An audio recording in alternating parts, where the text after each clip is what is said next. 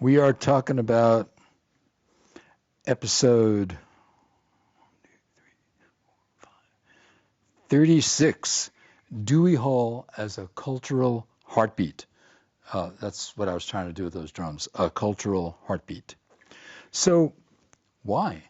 Well, Dewey Hall has the right scale and the spirit for local talent. It's not only 150 years old, it also holds 130 people. That's a lot of people, especially for unknown artists that aren't yet famous and may never even try to become famous.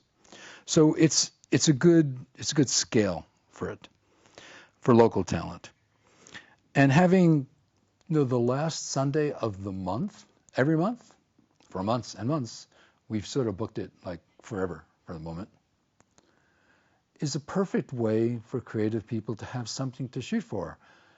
They do a gig on the last Sunday night of this month, November 30th, and then on December 1st, they get up and go, hey, there's going to be another one at the end of this month. I've got a month to write a new piece or create a new painting or do some new digital photography, but they've got a month to work on it.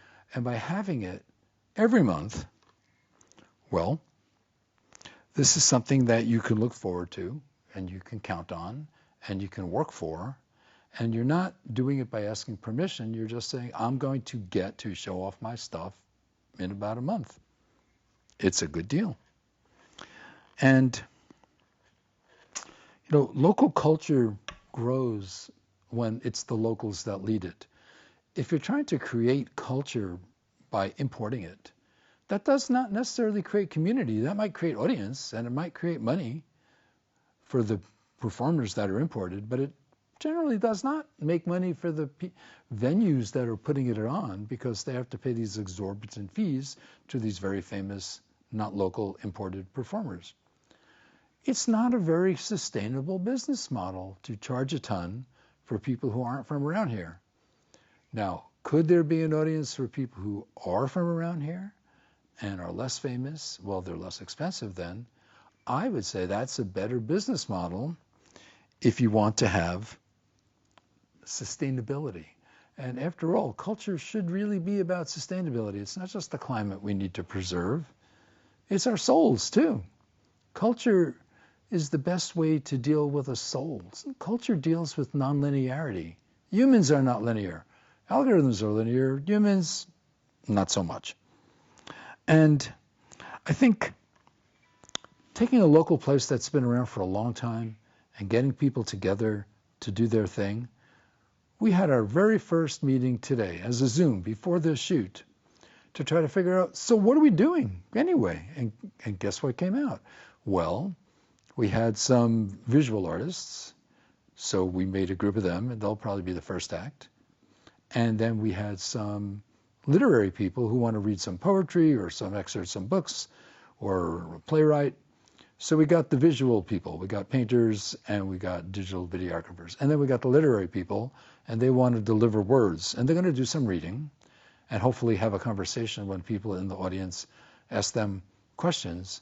I know they'll at least get some questions because I'm going to also be in the audience and I'm going to ask some questions.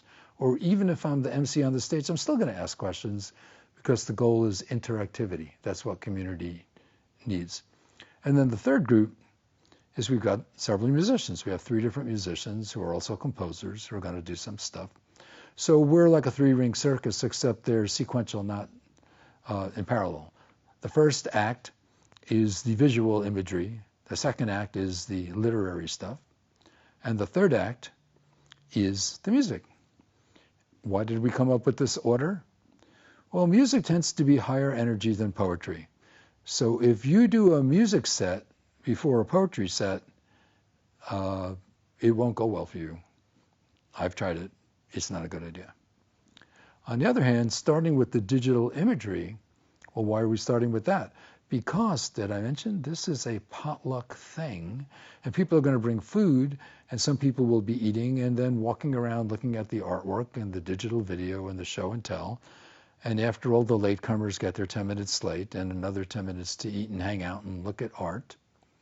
Then by about 20 after 7, we'll start the program, and the artist who showed the stuff can talk about it. So that's the order. Food, hangout, show and tell, artwork, moving into literary, moving into music. And we said we were going to try to do 3 things that were a half an hour each, and the whole thing would last an hour and a half. Never happened. You get a bunch of creative people together, and they are not going to converge in only an hour and a half. So I assume it will take 2 hours. So I told all the performers and musicians and artists, we have only an hour and a half. And I told the people that we're renting the place from, we're renting it for 2 hours. Because, hey, hopefully people will stick around. Come November 30th, Dewey Hall.